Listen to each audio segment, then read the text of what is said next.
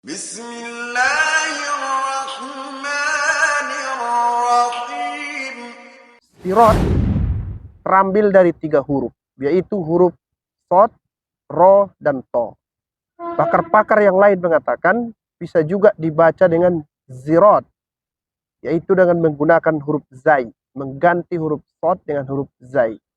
Sebenarnya makna kata sirot adalah menelan. Dari sini lahir makna jalan. Kemudian berkembang lagi maknanya jalan yang lebar. Bismillahirrahmanirrahim. Assalamualaikum warahmatullahi wabarakatuh. Sahabat-sahabat, kita kembali melanjutkan kajian tafsir dan filsafat. Hari ini kita masuk ke pembahasan Siratal Mustaqim, yaitu potongan yang kedua dari ayat yang ke-6 dari surah Al-Fatihah. Sirat terambil dari 3 huruf, yaitu huruf sod, ro, dan to.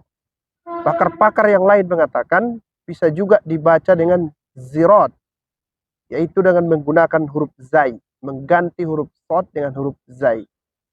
Ada juga yang mengatakan bisa dibaca dengan sirot dengan menggunakan huruf sin. Ini adalah hal yang biasa di dalam penggunaan bahasa Arab, yaitu mengganti satu huruf dengan huruf yang lain yang mempunyai makhraj yang sangat dekat. Maknanya adalah jalan. Itu yang sering kita temukan. Tapi kalau kita lihat lebih dalam, sebenarnya makna kata sirat adalah menelan. Dari sini lahir makna jalan. Kemudian berkembang lagi maknanya jalan yang lebar. Mengapa disebut dengan jalan yang lebar? Karena biasanya jalan yang lebar bisa menelan aneka pejalan. Jalan yang lebar bisa menampung sekian banyak kendaraan sehingga seolah-olah jalan yang lebar itu menelan. Dari situ lahir kata sirat, artinya adalah menelan. Kawan-kawan semua, kata ini berbeda dengan kata torik, berbeda juga dengan kata sabil. Kalau torik dan sabil adalah jalan-jalan kecil, maka sirat adalah jalan yang lebar. Al-Quran menginformasikan bahwa sabil adalah jalan-jalan kecil yang semuanya bermuara kepada sirat, artinya jalan yang lebar. Tapi harus kita ingat bahwa jalan lebar yang kita minta itu tidak cukup hanya lebar, yang bisa menampung aneka perbedaan, yang bisa jadi di sana ada yang boleh ditolerir dan ada yang tidak. Sirat yang kita minta itu harus yang mustaqim, artinya yang lurus. Para ahli mengatakan sirat itu seolah-olah jalan tol, artinya jalan yang bebas hambatan. Tapi yang kita minta lebih dari itu. Yang kita minta adalah jalan tol yang lebar dan lurus, yakni siratul mustaqim. Pesan yang mau kita sampaikan melihat makna dari kosakata ini adalah jangan memahami agama ini dengan sempit.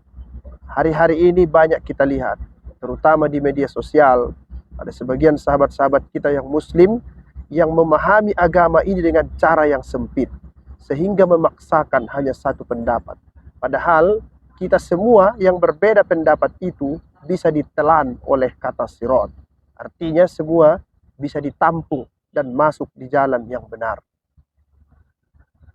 Orang sering bertanya, mengapa banyak perbedaan pendapat dalam ajaran Islam, sekalipun semuanya bisa ditampung oleh sirat?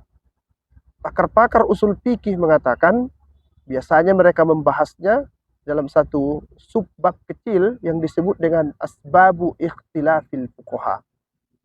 Sebab-sebab terjadinya perbedaan pendapat para fuqaha.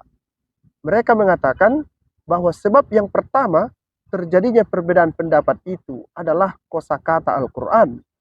Memang kosakata Al-Quran ada yang maknanya ambigu, bisa dimaknai dua dan bahkan sebagian kontradiktif.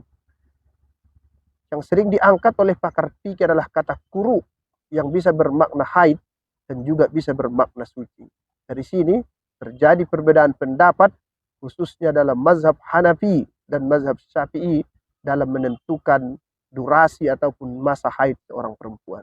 Kedua pendapat itu bisa ditampung oleh kata sirat. Penyebab yang kedua yang menjadikan umat Islam berbeda pendapat adalah hadis. Karena penilaian terhadap hadis tidak disepakati oleh pakar-pakar hadis.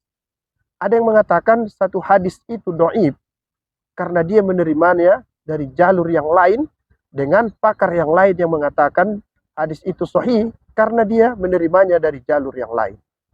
Dan bisa jadi juga mereka menerimanya dari jalur yang sama, tapi pakar yang satu menilai bahwa si A adalah perawi yang lemah, sedangkan si B adalah perawi yang kuat. Artinya mereka menilai satu orang yang sama dengan penilaian yang berbeda. Ini juga adalah sumber perbedaan pendapat. Masih banyak di sana yang menjadikan terjadi perbedaan pendapat, terutama dalam wilayah fikih. Tapi bagaimanapun, agaknya sikap kita yang tepat adalah kita harus mentolerir semua perbedaan itu, karena kita selalu berdoa, ihdinas siratal mustaqim, wahai Tuhan, bimbing antarlah kami ke jalan lebar yang lurus yang bisa menampung aneka perbedaan pendapat. Terima kasih. Assalamualaikum warahmatullahi wabarakatuh.